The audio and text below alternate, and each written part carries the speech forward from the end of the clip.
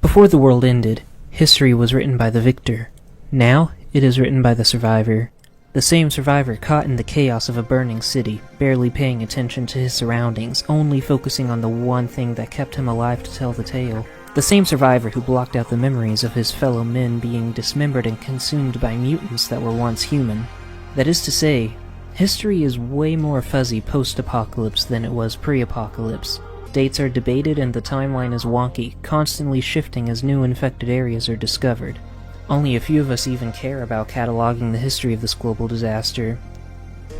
The information in this log may be quite outdated by the time you view it, but someone has to record history, even if it's just how they see it.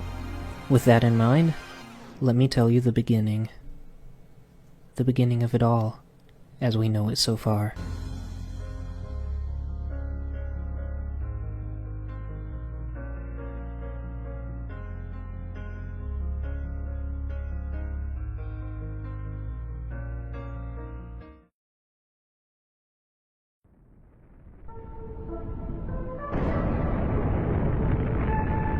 When the universe exploded into being, matter and antimatter were generated equally and destroyed each other in a primordial crucible. From this great battle emerged an entity. While at the time there were no languages to describe it, it would come to be known as a being of pure malice incarnate.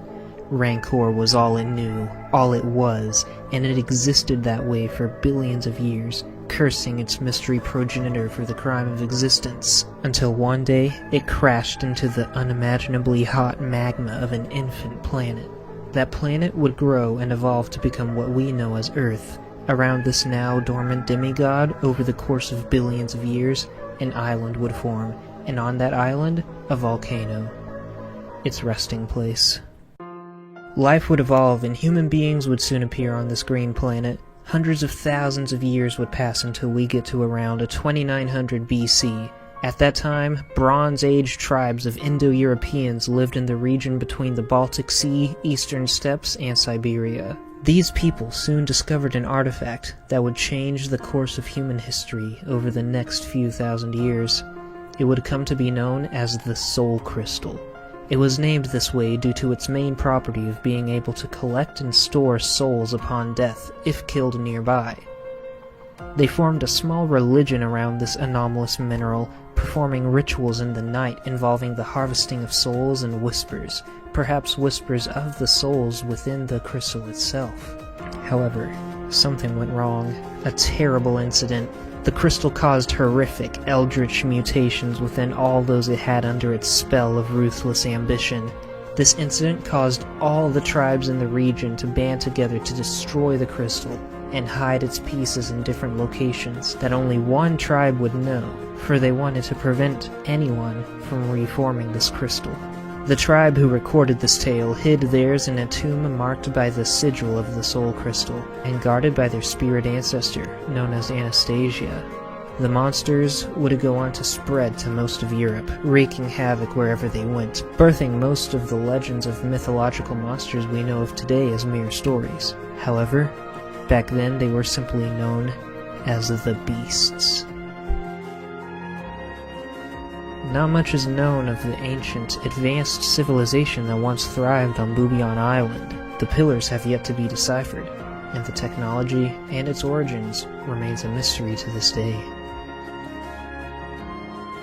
Some thousands of years later, around 300 AD, Polynesian settlers would arrive on the shores of Hawaii. After building their kingdom, they would head into the caves of the volcano Mauna Kea, to discover a species of spotted mushrooms that seemed to cure all ailments. But something else was in this volcano, something malevolent and malignant. A spirit of unfathomable rage like the eruption of a volcano. The Hawaiians sealed the spirit away in a tomb. They built a locking mechanism that spanned the entire island, a feat for a much more advanced society than is recorded, although nothing more is known of their technological level or how it was lost. The lock was controlled by 3 altars. One of these was within Mauna Kea, the second in a shrine that eventually sank beneath the water, miraculously leaving the mechanism undamaged. and the third was built at a site of much significance, La Luna Kahiko, which translates to the Old Rulers, a burial site for Hawaiian kings. Approximately 4,500 miles to the southeast, between 600 to 700 AD, another group of Polynesians settled on a different island. The people would dub this island Rapa Nui, themselves becoming Rapa Nuians. It would later come to be known as Easter Island. Not only was there the king Hotu Matua, but future kings as well, such as Tu'uko'iho, who in legend is said to have brought the Moai statues to Easter Island and caused them to walk. These Moai contain the dormant souls of Rapa Nuian ancestors that watch over the island and its inhabitants, waiting until the day they need to be, quite literally, awoken. What these poor settlers didn't know, however, is that within the largest volcano on that island, an ancient evil lay buried. A demigod billions of years old, birthed at the beginning of time. This being would finally be given a name by the Rapa Nuians: Tukuturi, Flaw of Creation. It caused an unknown amount of chaos until it was finally sealed away within the volcano Terevaka. Perhaps even some sort of pocket dimension within it, where it stirred in a restless slumber for centuries more. The seal on the flaw, as they called it, was locked with 3 Moai heads made of crystal that contained the souls of the first 3 kings of Easter Island, and they were then spread across the land, only to be brought back together again if Tukuturi were to reawaken. And reawaken he would. A couple centuries would pass, and the Middle Ages would begin in Europe. In what would become modern-day Belgium, the beasts still caused chaos, razing villages and killing indiscriminately. But one day, a hero from an unknown land would ride in. What made this mystery knight stand out was the glowing blade on his back. This blade was forged of pure fire and magma, and was aptly named the Magma Mirror. With this sword, the warrior slew every beast in the land, purging the Low Countries of the supernatural menace. The origins of this knight are unknown, and his fate is a mystery as well, but the clues left behind paint a grim, but still muddy picture.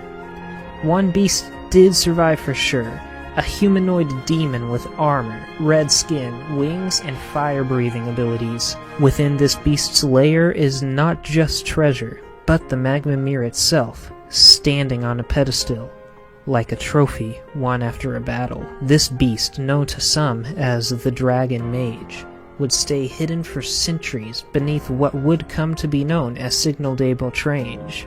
Over the years, only the most fringe of conspiracy theorists and seekers of esoteric knowledge would come to know the full story of the beasts and the Magma Mirror, for it has been lost to history. All most people would ever hear of the beasts are the legends of dragons, demons, and boogeymen, nothing more than scary stories to tell children. Monsters like that could never exist in real life. Right? Somebody has to keep a record of what happened here. Otherwise, anything can become history. We didn't know, of course. It was just a few blips on the radar. Could easily have been a surprise attack, and we gave them a fair warning. Although in hindsight I doubt their comms use the same tech as ours. The one we recovered went down in New Mexico. The other one's lost, but I doubt there were any survivors. None of us expected it to be a fucking flying saucer. The government's trying to play it down from the public, and the official account is that we rescued them after they crashed into an unidentified object. It's not my place to reveal any of this. We can't change the past. The way they're handling this rubs me the wrong way, though. I think I'll quietly retire, almost at that age anyway. Maybe we'll move someplace nice. On July 8th, 1947, an event occurred that would become known to many as first contact with extraterrestrial life. 2 flying saucers of unknown origin appeared over the United States. Not knowing what they were, the US military fired on the aircraft. One crash-landed in Roswell, New Mexico. The other landed somewhere unknown to the military, but it was in Bellevue Golf Course in Washington State. The passengers of that ship went into a cryostasis in order to survive. Meanwhile, the one at Roswell was recovered and taken to the then secret airbase known as Area 51. They nursed the single survivor back to health, and that alien proceeded to explain that they were part of an intergalactic organization called the Polysol Federation. Their goal was to observe and protect lesser developed races until they could fend for themselves in the greater expanse. Before they were shot down, the scout ships were observing our planet and studying our resources. They determined we needed protection from space pirates because our resources were quite valuable. For rescuing their ship, the Polysol Federation considers us allies, and we are still under their protection, as far as we know. Never thought I'd be on a voyage to something as far out as Hawaii, but here I am, freshly departed from San Francisco, and on my way to Molokai Harbor, a quarter of a world away. The skies are clear, and all the equipment is in great shape. In 1984, a freighter owned by the Wendigo organization started sailing to Molokai Harbor in Hawaii. Sometime into their journey, a storm began to brew, and the ship soon surrounded by a thick fog. Passengers and crew members report seeing strange iceberg-like objects, even though they're supposed to be 100 kilometers away from Hawaii. The freighter would not be seen again for 30-some-odd years. What makes this stranger is that Wendigo would not be founded for another few decades, for it is indeed a branch of the Coalition. The local government is definitely onto us. I got evicted yesterday. With them snooping around our lab, the boss is making plans with HQ to relocate. Right now, they're thinking either Washington or BC, but a few of us are getting sent off to other facilities early to work on other projects. I'm assigned to hallucinogenic weapons, codenamed Berry Bush, up in Yukon. Should be interesting. Apparently it's part of some work for Big J, and they've already begun testing on wildlife. I'm not sure what to do with Spot. He's not suited to a cold climate. If the location replacement seems like a nice family, I'll leave him with them. In modern times, sometime before 2016, the popular fast food chain Big J would partner with a research company known as Scorpion 7. Big J wanted to make their food more addicting to keep customers coming back for more, so they contracted Scorpion 7 to do just that. Scorpion 7 begins their research at their location hidden in Yukon. Meanwhile, they did miscellaneous gene splicing experiments in their location on Prince Edward Island. Now, the details are sparse, but at some point, Scorpion 7 also gets a weapon development contract, a bioweapon to be more specific. This bioweapon would have no official names, and the details of how it would be used in combat are completely unknown. All that is known for sure is that it eventually led to the end of the world. Laura hasn't been to school for over a week now, and according to Mr. Green, we shouldn't worry because her parents called to say they were moving to Madagascar.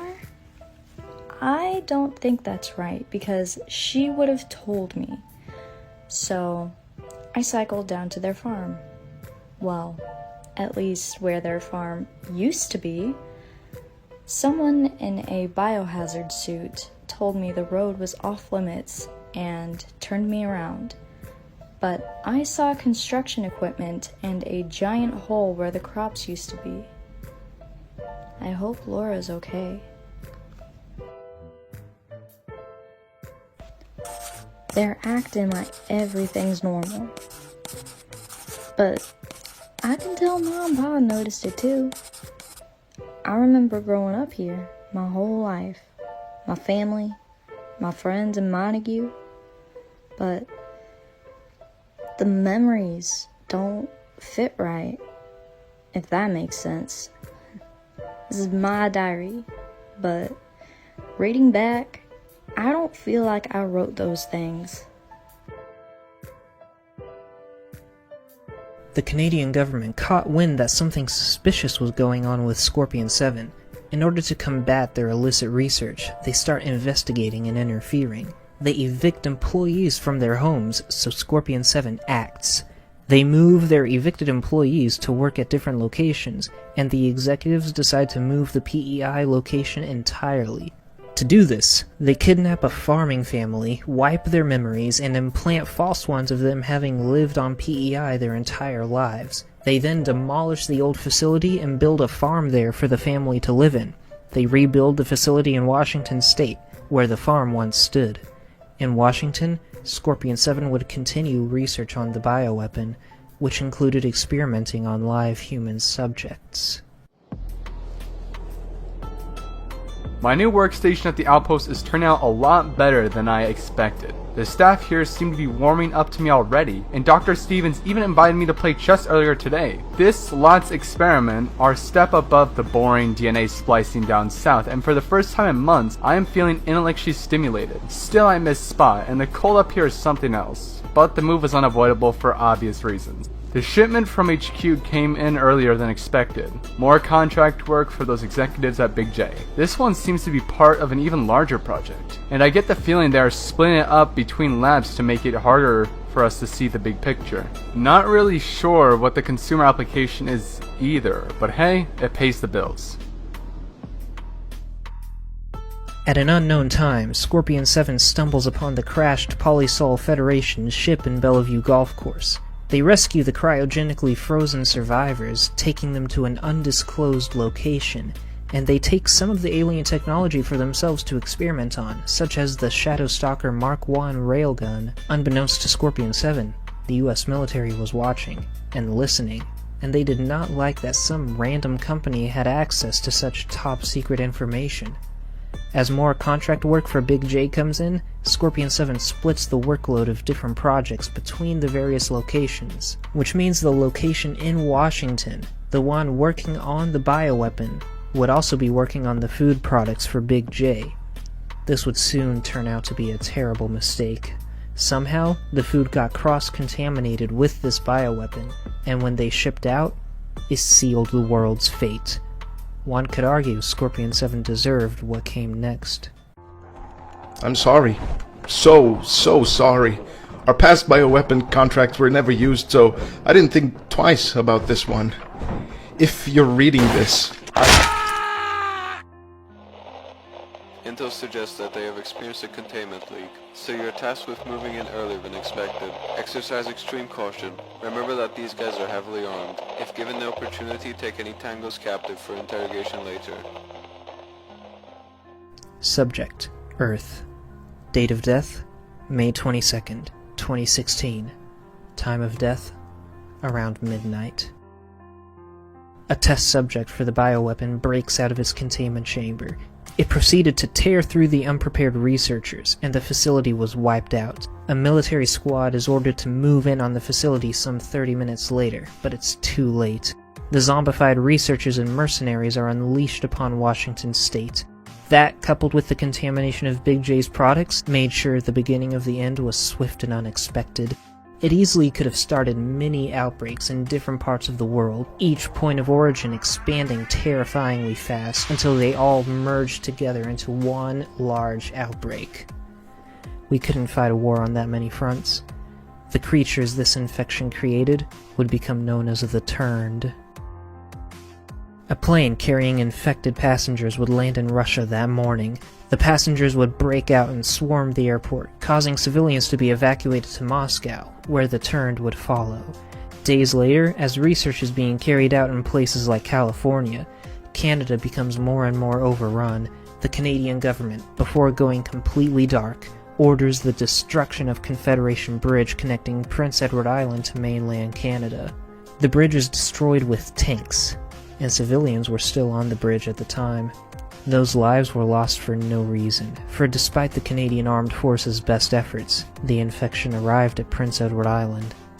Nothing is known of how the other provinces of Canada and states of the United States fared, but they all eventually fell to the Turned. Russia managed to hold their ground for a full year, but I'll get back to them. For now, Canada and America have fallen.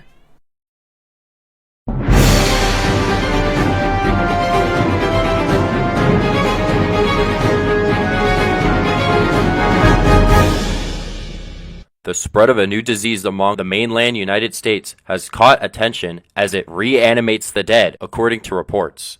According to the US government, there are at least 315,245 cases confirmed in the United States, and at least 468,987 cases around the world. But the numbers keep rising. The government believes that the infection grows in a rate of 10,000 per day, and it has already caused 2 states to mobilize their military.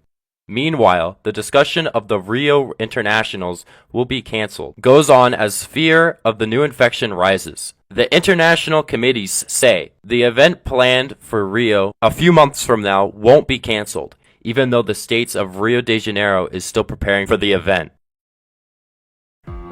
A continent away, in Rio de Janeiro, Brazil, all they know about this disease is what they've heard. While the paper falsely reports that the disease reanimates the dead, one cannot blame them for being confused. These are confusing times for all. Despite this, the Olympics are still planned to be held in August later that year. In order to prepare in the event that the plague does reach Brazil, the Brazilian government forms an organization known as the Zombie Prevention Department, or ZPD. This organization soon built facilities all throughout Brazil and began researching the infection, hoping to find a cure before it reached Brazil, if it ever did. Their failure would not happen for another few months. We knew it was more than a pharmaceutical company when frigate upon frigate of armed soldiers started to arrive daily. The military tried to intervene, but it was simply too late. Aegis had too much firepower. I think there's still hope, though. Word around the island is that the remnants of the Coast Guard have set up a safe haven to the south. I'm going to begin my journey to seek it out in the morning. The dates are fuzzy, but it is around mid-2016 that the events in Hawaii take place. At the time, Hawaii had not yet suffered from the outbreak. Because of this, a research and pharmaceutical company known as Aegis, which means shield, heads to the island. They're there for the fabled all-healing mushrooms that grow in Mauna Kea. Doctors in Hawaii have already done experiments on them and confirmed their healing abilities. The strange thing about Aegis, however, is that armed mercenaries under their employ begin arriving at Hawaii by the shipload. This rightfully makes the locals suspicious, but they did not act fast enough. Aegis mercenaries secure the observatory on top of Mauna Kea, build a laboratory and underground bunker leading into the caves, and begin harvesting the mushrooms to refine into vaccines. The local US military sets up FOBs to keep an eye on Aegis, and what they discover was quite disturbing. In order to get test subjects, Aegis began kidnapping locals to perform vaccine tests on. The military does not act. They merely deploy more scouts to investigate further. Though the exact means are unknown, the infection reaches Hawaii and begins spreading rapidly like everywhere else before it. More than likely, some of Aegis's prisoners escaped, or perhaps it was the toxic waste they left behind. As civilization on the island begins to crumble, Aegis begins to rule over the island, taking prisoners and getting into skirmishes with the local survivors. As Alika base is overrun by the Turned, the military becomes spread out. Eventually, Aegis attacks the military directly by ramming their destroyer with one of their own cargo ships. The toxic chemicals on board cause the entire area to become irradiated, and reinforcements for the military would not be arriving. They retreat and regroup with the local Coast Guard and wait for further orders. Of course, none would come, so the Unyielding would be formed to house local survivors. Meanwhile, deep within Mauna Kea, Aegis begins discovering the ancient altars that unlock the tomb within, as well as zombies that swim within the magma. I can't believe we're rebooting this project. We've tried bombarding it with all kinds of radiation, electrifying it, blowing it up, but nothing. Still, if this is what they came here for, it must be important, and they do genuinely seem to think it will work if they can crack it. But personally, I'm starting to question whether maybe the extended cryosleep scrambled their brains.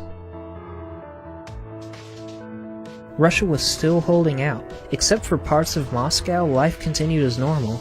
At Kyrgyz Quarry, one of the miners there found a fragment of the Soulcrystal by accident and put it up for sale online. Meanwhile, at the Scorpion 7 Black site, where they continue to do research to hopefully find a cure or at least a way to control the Turned, the Polysol Federation survivors wake up. The aliens told them of the Soulcrystal, saying they could use it to cure the infection. Scorpion 7 would eventually find and purchase the Soulcrystal from Kyrgyz and began different tests on it. However, nothing worked, and the vaccine prototypes that came from it only further mutated the Turned. They developed fireproof properties, able to secrete a flammable chemical from their sweat glands. Some had their saliva glands produce acid at a pH of 1 that they could spit large distances. Some even developed a type of organic metamaterial in their skin, able to use electric currents to bend the light around them and turn transparent. All the same mutations that appeared in the beasts back in the day. The megazombies had it worse. Some could breathe fire and shoot electricity from their chest. The black site would soon be overrun, and the fate of the Polysol survivors is unknown. It is also unknown how the mutation spread to parts of the world that Scorpion-7 had no contact with, but some would say it doesn't really matter.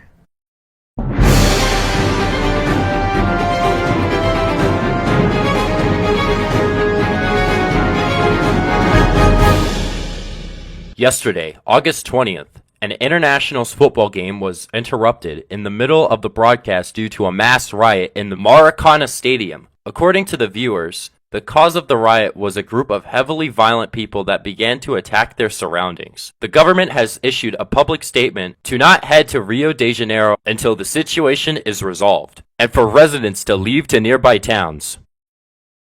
The infection soon reached Rio de Janeiro. More and more patients began showing up with flu-like symptoms, festering and rotting skin, and aggressive behavior. The ZPD tried to tell the doctors that it wasn't a normal flu and they needed to lock things down, but they would not listen. Because of that, on August 20th, 2016, during an Olympics football event, the Maracana Stadium was swarmed by Turned. The attendants all flooded out as the police tried to eliminate any infected. However, it was no use. This was the beginning of the end for Rio. I will probably never forget what happened last night. I was just relaxing at the beach, and then suddenly a big horde of red-eyed zombies came out of nowhere, and they were everywhere. While I was running, I saw lots of those red-eyed monsters getting inside the hotel where my wife was. I feel so horrible, running like a coward.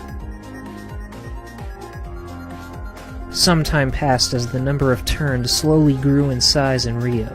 At some point, a large terrorist group was formed known as the Exterminators. This well-armed organization was ruthless in its violence against not just the Turned, but infected individuals, doctors, and random people who had been in contact with infected individuals, whether they actually were infected or not. They became such a large threat that the ZPD had to be escorted by military personnel. The Exterminators also had access to horde beacons, and would use them in highly populated areas to try and clear out any infected, regardless of how many civilians were still in the area. For quite a while, the Exterminators were one of the greatest threats in Rio, even able to take on the military on their own turf on October 8th of 2016. It is unknown when the coalition was officially founded, though it is assumed to be between mid or late 2016. Their first major appearance would be in Kuwait. The infection, according to General Isaac of the Concord, a paramilitary group of survivors, was spread to Kuwait intentionally and caused the downfall of their former military base. They set up shop on Icarus Island to act as a safe zone for survivors. Soon, an aircraft carrier appeared in the distance. Amira, a member of Concord, wanted to get in contact with them, not knowing who they were at the time, but needing help and reinforcements.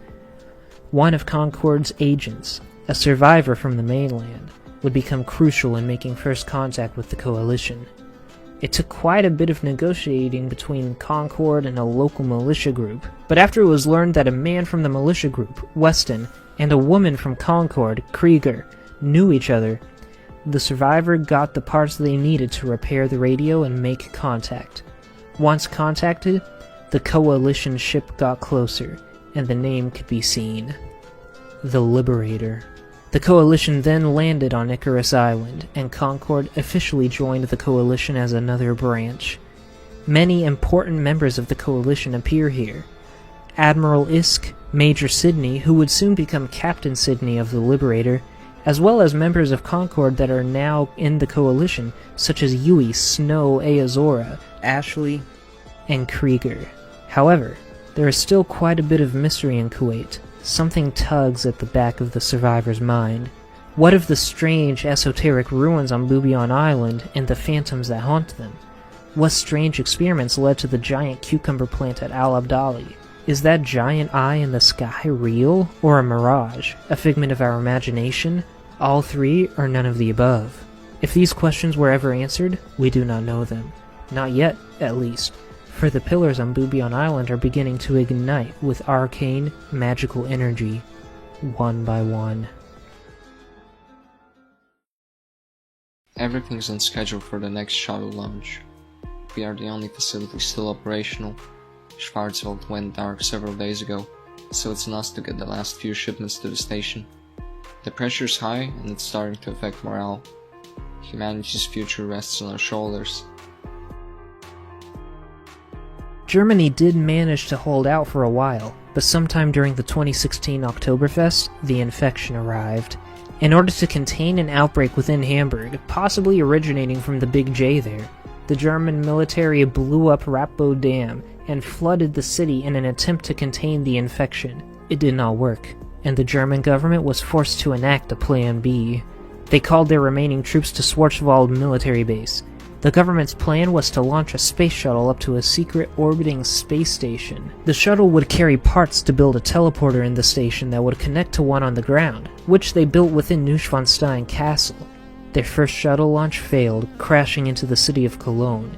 When a team was sent to recover the craft, a secondary explosion occurred, leveling the city in nuclear fire. Before they could launch a second shuttle to try again, Schwarzwald military base fell to the Turned. Their last hope of getting a shuttle to the space station was the Aerospace Defense Complex, the last facility still operational. In their eyes, they truly were humanity's last hope. And they failed. The defense complex was soon overrun, and the German government had fallen. However, not all was lost as they believed. Some months later, the coalition would arrive and secure a foothold in the middle of Berlin, building a safe zone where they could protect survivors. But how long would that last?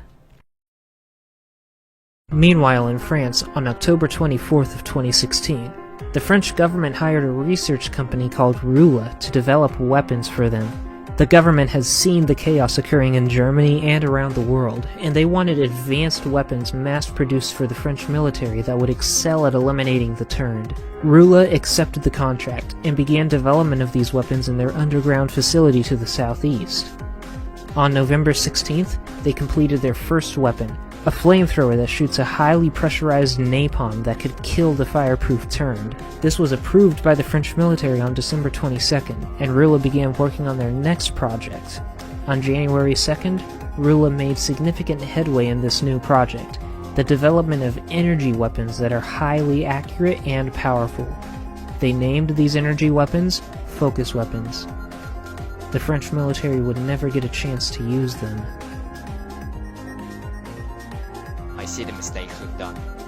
None of them except me sees the true monster here. It isn't the ZPD or the zombies either. The true monsters here are the ones in this group. We are the true monsters. None of them see it. This group became a mess from the point in which the old leader threw 2 horde beacons in 2 innocent cities. To fix it, I must end what made the problem even worse. I must end the zombie exterminators once and for all. If you're reading this, I hope you understand. Unfortunately, the only way I see that I can end this problem is by using the same thing that made this problem even worse. A horde beacon. The camp will fall. Nobody here is innocent. I can see it. They simply don't care anymore about life. They don't care about who they kill.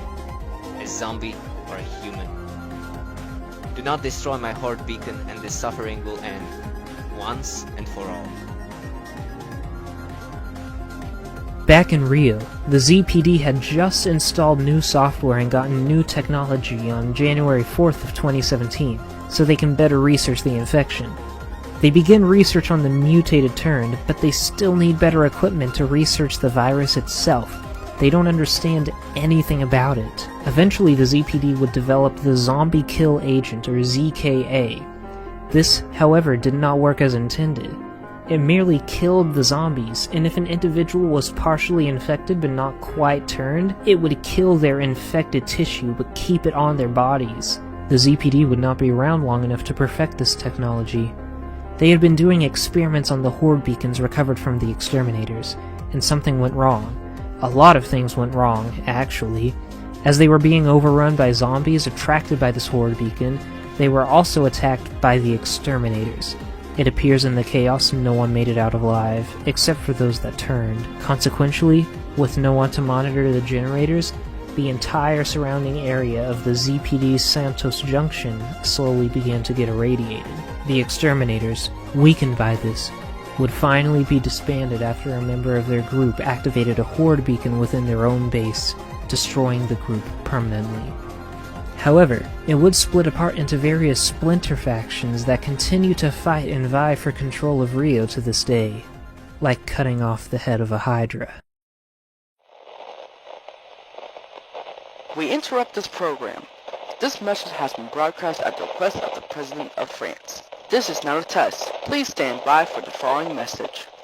Several authorities have issued a contagious disease warning for all citizens of France. The city of Paris have been overrun by highly dangerous residents swarming across the city, biting other residents and infecting them with what we believe is the same disease affecting other parts of the world. The French Armed Forces has successfully gained an immediate update. The threat has escaped the city and is now spreading across the greater Paris area. So authorities have issued a national refuge at the Palace of Versailles and are establishing a stronghold at the city of Marseille. Head to one of these locations until further notice. On February 12th of 2017, as RULA is making more headway on their focus weapons project, they receive a message from an unknown party. The note states that they want the weapons, and they'll pay double what the French government is paying. Of course, RULA refuses this offer, underestimating this mysterious group. They would soon regret it, for the RULA facility was attacked later on in the month. While not part of the insurgent group's plan, as a consequence, the entire RULA facility was flooded. Nobody survived. This would just be the first in a list of disasters to occur in France. On February 23rd of 2017, a plane carrying infected passengers crash-landed at Orly International Airport, releasing a horde. The military was called and actually managed to contain the situation, but unbeknownst to anyone, one of the soldiers got infected. When that soldier returned to Paris, he turned. At the same time, a SWAT standoff was occurring at the Louvre as a bandit group, perhaps the same one that attacked RULA, was attempting to rob the place. As the chaos went down, the turned soldier began infecting other people, and a chain reaction occurred that caught armed officials off guard and led to the downfall of Paris. The military set up a safe zone at the Palace of Versailles, Verdun military base, and in the city of Marseille to house survivors. While the palace is overrun on its own, Marseille did not just fall. It was pushed. This same unnamed insurgent group built a dirty bomb, which is a bomb that uses conventional explosives to release radiation in an area and contaminate it. Working at Gare 17, they put the bomb on a train and drove it into the city, detonating it on March 4th of 2017. What remained of the survivors and the military fled to an island, where they remain to this day, attempting to retake the mainland of France. While exact dates are fuzzy, it's before April of 2017 that Ireland began to fall. Not much is known of how the infection reached the country, but there is a big J there, as well as a Scorpion 7 facility with a broken containment tube. As survivors banded together to escape the chaos of the cities, they held up in different ruins across the island. This would turn out to be a terrible idea, for their trespass, coupled with the negative emotional energy unleashed due to the apocalypse, would awaken the ancient spirits of the dead. Places that were perhaps only slightly haunted already would swarm with poltergeists, and they would swiftly deal with the invaders. The Rock of Cashel was the most haunted, and because of this, the IFR, a nationalist group, decided to set their main base there. They knew no one would even think about invading them with a buffer of spirits protecting them. Sometime later, the coalition would arrive to help deal with the infected and the IFR. The HS Kale would set anchor off the shore of Belfast and send a small army to take back the city. However, the IFR managed to hold them off in a gunfight. The IFR, at their base beneath Cashel, guarded by malevolent spirits, and the Coalition, holding their position off the coast, are now at a standstill, each one biding their time until someone gets an advantage. It is around March 4th of 2017 that Vermilion begins their research on the other side of the globe. Vermilion is a Colorado-based research company that had gotten permission from the Chilean government to do research on Easter Island. Their primary focus would be on the volcanoes of the land. What none of them expected was that their constant drilling and destruction of the volcanoes, including Terevaka, would awaken something ancient and very angry. At the beginning of April of 2017, Terevaka wakes up, and Tukuturi along with it, violently erupting and destroying a town in its vicinity. If that wasn't bad enough, mainland Chile closed down its borders and went into complete lockdown due to the outbreak, so Easter Island would no longer be receiving imports. However, Vermilion still received imports from time to time, and offered to supply the locals with food and supplies they received.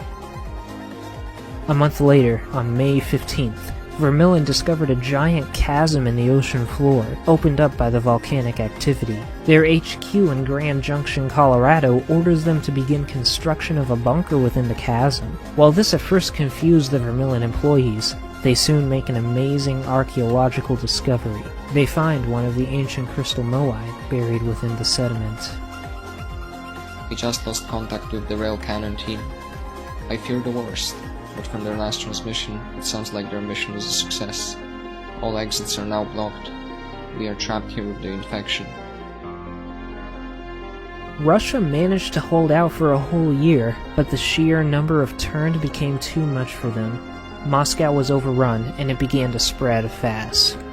The military commandeered an old World War II battle train in order to destroy tunnels leading out of Russia to contain the infection. In a last-ditch effort to destroy the turned, General Boris within Silo 22 was ordered to launch a nuclear warhead at Moscow. He refused, and when the Russian military attacked to try and launch it anyway, he sabotaged the warhead, irradiating the entirety of northern Russia. Some time passes after that, and Russia, weakened, finally decides to join the coalition. The Russian military, along with the coalition, set up a base on an oil rig to rescue survivors, while they also continue to scout out the mainland. Several nuclear submarines come to provide backup, but one of these subs had a meltdown underneath the oil rig, and it becomes irradiated as well. That one accident destroyed the coalition's foothold in Russia, and Russia had fallen.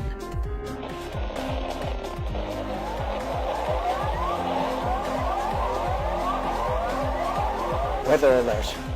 A strong thunderstorm has been detected off the southwestern coast. It's expected to make landfall on the 22nd of May. Be prepared for the storm and potential ash rain.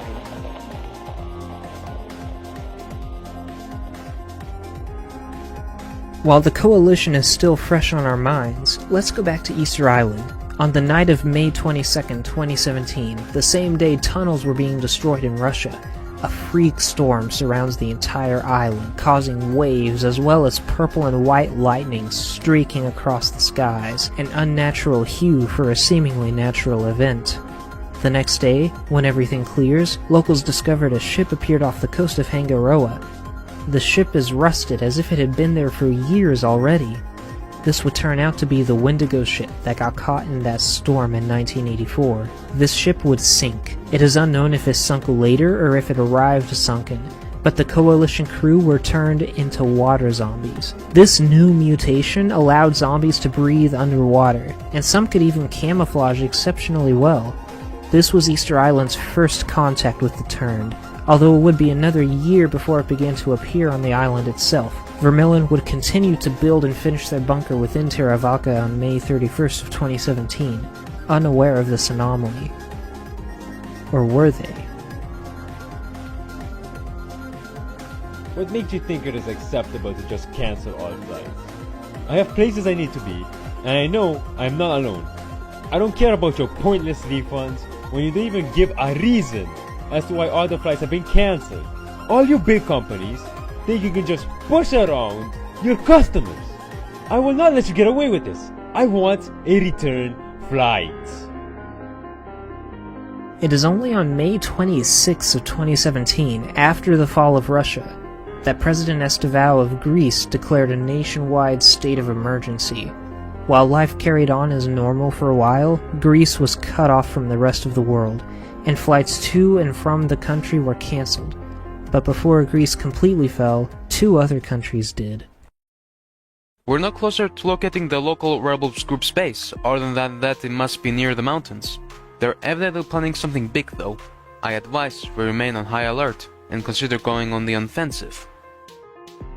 The fall of the last bastion of civilization in Germany would not come at the hands of the Turned, but of other people.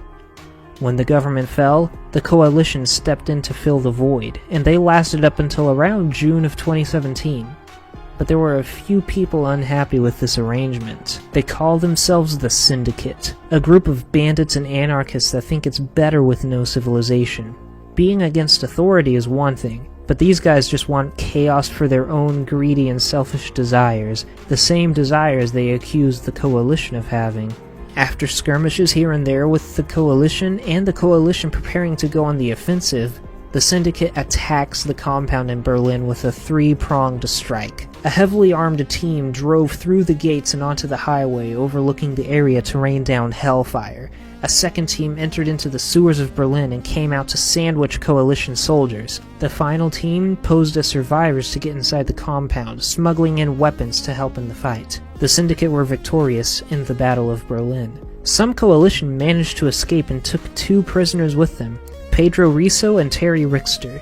Needing an evacuation, the Liberator, now run by a Captain Sidney, was called to sail all the way to the coast of Germany to pick up the survivors and lock up the prisoners on board. They then sailed to the Baltic Sea off the coast of Russia and set up a semi-permanent spot there, returning a coalition presence to the country. Pedro and Terry, however, would prove to have much more influence and connections than previously thought.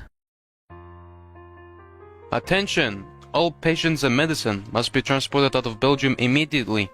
Infected must be transported separately. All newly trained researchers must evacuate and burn all research that they are unable to take with them. There can be no evidence of the operations of newly trained. Brussels is being locked down as the virus starts to spread throughout Belgium. The evacuation must be quick and precise so operations may remain in secret and not cause any uprisings. Sometime after the fall of the coalition in Germany, a research company called Nullerain Research took some Turned from Germany to perform experiments on in the hospital at Brussels. Things did not go according to plan, and an outbreak began in Belgium. The Belgian government declared a complete lockdown in Brussels and partnered with Nullerain Research to transport infected individuals to their laboratories. After only 5 days, Brussels completely fell to the Turned, and remaining military were evacuated. Sometime after that, while the military was still active, a meteor full of green crystals crashed into the town of Ypres, causing a huge explosion and the irradiation of the town. The military quarantined the area and called Nullerain to help with containing the hazard. What Nullerain discovered in these crystals is that they seem to have some effect on the Turned infection. This required further testing, so Nullerain needed samples. While transporting a sample of the green crystal, a military convoy is attacked by a group unknown to them at the time. This was a bandit clan known as the Afzetters, or Tricksters, led by a man named Ibrahim. They steal the crystal for themselves. Another military camp sets up at a farm with one of the crystals. However, they are attacked and wiped out by the farm owner, Simon, who takes the crystal for himself. Simon soon flees his farm, leaving the crystal behind, for he has seen the Dragon Mage up close and personal. The last beast had woken up, taking advantage of the chaos of the apocalypse. Simon fled out of fear of this demon. He could not take it on, not without help.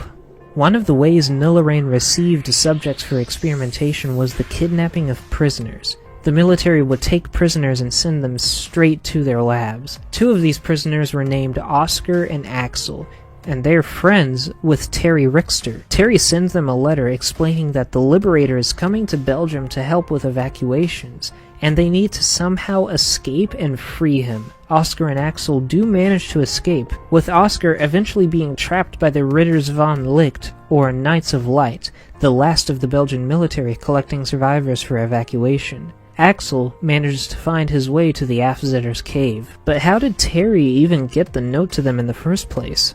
Well, he has an inside man within Ritters. Two, actually. Fair, a high-up military man, and Lucas, who is in the safe zone working on a boat. The Afzetters have deeper connections than any other group we've seen so far, and that makes them the most dangerous. Meanwhile, at the Nullerain research facility, the labs are locked down. Any patient caught trying to escape or researcher that refuses to take part in the unethical experiments is killed. Perhaps it was worth it in the end, for Nullerain managed to find a reliable treatment using the green crystals, and they brought consciousness back to Unturned. Unfortunately, or fortunately depending on how you look at it, the facility was overrun, and the remaining Nullerain staff, along with the two semi-cured patients, retreated to Ritter's HQ. It is then that General Woot, leader of the Ritters, sends out a radio transmission, saying that they're not accepting any more refugees. They simply don't have enough supplies. Major Vince has a solution for that. Cut down the population. He sends a classified letter to the Afzetters asking them to do just that, with the Afzetters now having not just an inside man, but full support from Ridders von Licht. Who knows what will happen when the Liberator arrives, and who knows how much chaos the Beast will cause before someone finally slays it. To this day, the fate of the Liberator remains unclear. On September 12th of 2017, the Epirus-Thrace blockade is set up across the entire northern border of Greece. With most northern European nations falling to the infection, the government had no other choice. They deploy the Hellenic armed forces to guard this blockade, but tacticians warned that their forces might be stretched too thin. They would soon turn out to be right, but it would still be some months before then. A month later, on October 17th of 2017, all the way across the world in Easter Island, an email exchange talks about how Vermillion is expecting some weapons shipment to arrive, but it's late. The thing is, those weapons, as described in the email, are on board the Wendigo vessel, the same one that appeared 5 months before in May, and that sunk. Honestly, Vermillion more than likely doesn't know what's going on at this point either. Perhaps we'll never know for sure. Another year would pass. The infection reached mainland Chile, and on May 30th of 2018, an infected tourist would appear on Easter Island. It is unknown how the tourist got infected, but it would turn into a water zombie and escape into the ocean, where it proceeded to infect animals and more civilians. Vermillion couldn't focus on them for long though, as they made a strange discovery within Terevaka. On June 5th of 2018, tablets began to glow with text written in English explaining the backstory of Terevaka and Tukuturi. Perhaps this was a final desperate warning from whatever powers that be. Do something, before Tukuturi unleashes the full potential of its wrath. This warning would go unheeded. We've been seeing scattered groups and miniature convoys of soldiers seemingly fleeing, but from what? Could that second blockade have fallen? I don't know if I want to stick around to find out.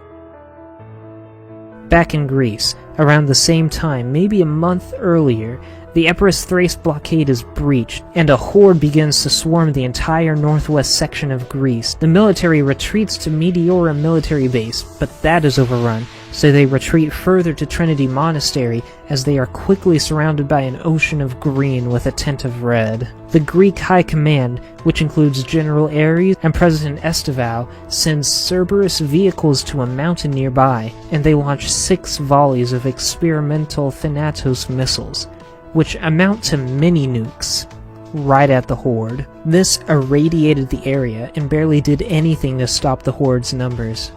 The horde would continue to pour into Greece, eventually causing the remaining Hellenic forces to retreat to one last base in the south, and accept refugees for protection.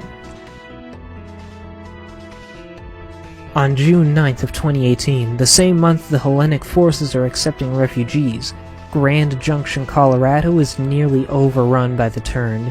They send a final message to the Vermilion team in Easter Island. Enact Project Paradise. Project Paradise is a contingency plan to start the construction of artificial islands to house survivors. While higher-ups were planning on doing this, it would never come to pass, for half of the Terevaka bunker was flooded with lava from the volcano. Tukuturi's wrath struck out at them. If that wasn't bad enough, the Moai statues come to life, reawakening to defend the island like they were tasked to a millennia ago, and they are extremely hostile.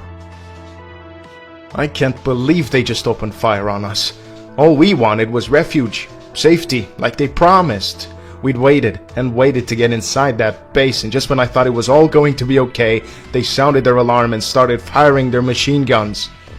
Such an act is unacceptable, even in the apocalypse, and will not go unpunished. I'll see to it that these soldiers get what they have coming to them. I will enact my vengeance without mercy or discrimination. Just like them. That's not all that happens in June 2018. In Greece, the Hellenic forces realize they're taking in too many refugees, so they're forced to refuse entry to any more survivors. When survivors don't take kindly to that, a battle erupts. It's unknown for sure who exactly the aggressor was, but it doesn't matter at this point.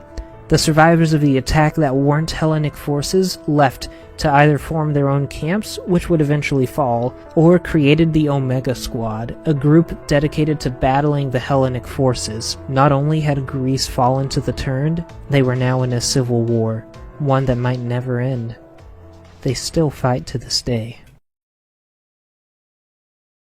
Who knows what year it was written, but on top of Terevaka volcano, some years later, a note was found. The dying words of a Vermilion employee, despairing that he may be the last man on Earth. His final words: keep on living. Perhaps we will keep on living, but if experience has taught us anything, it will be one hell of a struggle to do so. But human beings are nothing if not resilient and stubborn.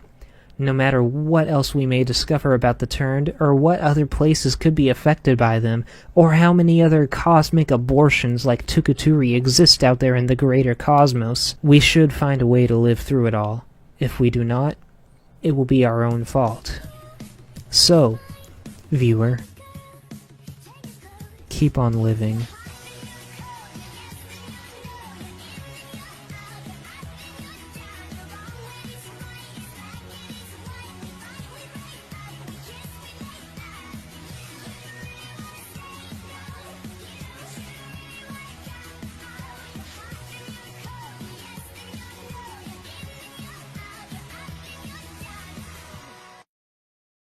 Alright, hey guys, it's the Knight Rider here, and first of all, if you made it this far, I want to say thank you for watching, and I hope you enjoyed it. And also, if you made it this far in one sitting, first of all, I want to congratulate you. Second, I want to say, what the hell is wrong with you? Third, this is not the end of Unturned lore on this channel, or just in general for the game. I've gotten in contact with so many incredible and talented curated map developers, and I am excited for what is coming in the future, both gameplay-wise and story-wise for the game. Now, I want to thank every last community member and friend who appeared in this video and decided to lend their voices to the project. You guys helped a ton. And make sure to check out their channels if you haven't already, although they're all more popular than me, so I'm sure you already know them. Besides that, there's really not much else to say. I hope you gained a new appreciation for the underrated story of this game by watching this video. Hope